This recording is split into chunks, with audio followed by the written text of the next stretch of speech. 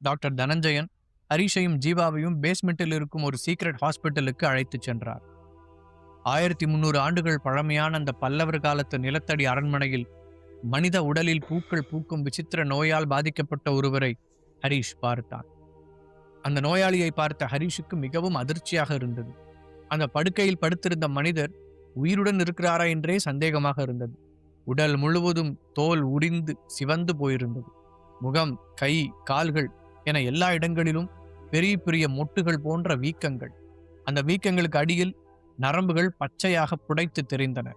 ஹரிஷ் அதிர்ச்சியில் உறைந்து நிற்க டாக்டர் தனஞ்சயன் அவன் தோளை தொட்டு, ஹரிஷ், இவர்தான் அந்த பேஷண்ட்.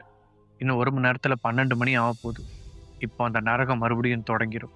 நீங்க தான் ஏதாவது பண்ணி இவரை காப்பாற்றணும் என்று டாக்டர் தனஞ்சயன் கெஞ்சும் குரலில் கேட்டார். ஹரிஷ் அந்த பேஷண்டின் முகத்தை உற்று பார்த்தான்.